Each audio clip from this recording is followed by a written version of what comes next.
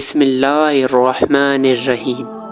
محترم ناظرین، امام علی رضی اللہ تعالی عنہ کی خدمت میں ایک شخص آ کر کہنے لگا، یا علی، ہر جانور کے منہ میں زبان ہوتی ہے لیکن مچھلی کے منہ میں زبان کیوں نہیں، اور یہ پانی میں ہی کیوں رہتی ہے؟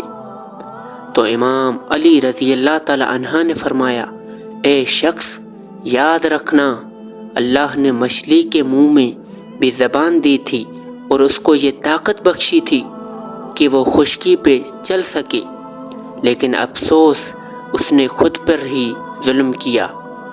وہ کہنے لگا، یا علی، کون سا ظلم؟ امام علی رضی اللہ تعالی عنہ نے فرمایا، جب اللہ نے آدم میں روح کو ڈالا اور یہ حکم دیا کہ میرا ہر فرشتہ اس کو سجدہ کرے، شیطان نے انکار کیا، اللہ کی نافرمانی کر کے یہ کہنے لگا کہ میں تو ایک آگ کا بنا ہوا ہوں اور یہ تو مٹی کا بنا ہے۔ تو یوں شیطان کو اللہ نے اپنے دربار سے نکال دیا۔ وہ بدصورت بن کر زمین پہ جیسی گرا، انسان سے حسد اور نفرت کے ساتھ چیخنے لگا اور ہر کسی کو بتانے لگا کہ انسان زمین پہ ظلم کرے گا۔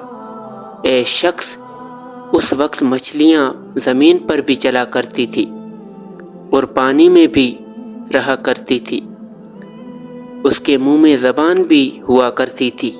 شیطان نے سب سے پہلے مچھلیوں کو بھٹکایا اور یہ کہا کہ انسان جب زمین پر آئے گا تو اپنا پیٹ بھرنے کے لیے تمہیں زندہ اپنے خنجر سے کاٹے گا۔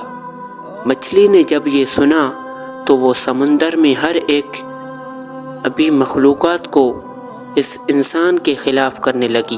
تو یوں اللہ نے مچھلی کے منہ سے زبان کو غائب کر کے اس کے منہ میں وبال پیدا کر دیا اور یہ حکم نافذ کیا کہ کوئی بھی انسان تمہیں زندہ نہیں کاٹے گا، بلکہ تمہاری حد قدر قدرت نے پانی تک رکھی ہے۔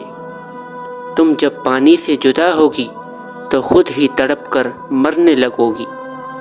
تب ہی جب حلال مچھلی پانی سے جدا ہوتی ہے تو وہ تڑپنے لگتی ہے اور اس کے جسم کا سارا خون اکٹھا گلے میں آ کے جمع ہو جاتا ہے۔ اسی لیے مچھلی کو ذبح نہیں کیا جاتا، کیونکہ ذبح کرنا اس لیے واجب ہے کہ جانوروں کی رگوں کا سارا فرنٹ گوشت میں الگ ہو کر بہہ جاتا ہے۔ اللہ نے مچھلی پہ یہ قانون نافذ کر دیا ہے کہ وہ جب بھی پانی سے جدا ہوگی تو وہ تڑپنے لگتی ہے۔ مچھلی کا سارا خون مچھلی کے گلے میں آ کے جمع ہو جاتا ہے اور یوں مچھلی کا گوشت بھی ان سے پاک ہو جاتا ہے۔ پیارے ناظرین، ویڈیو کو ثواب کی نیت سے شیئر کریں، اور اگر یہ ویڈیو آپ کو پسند آئی تو ہمارے چینل اسپریڈ اسلام کو سبسکرائب کریں۔ شکریہ۔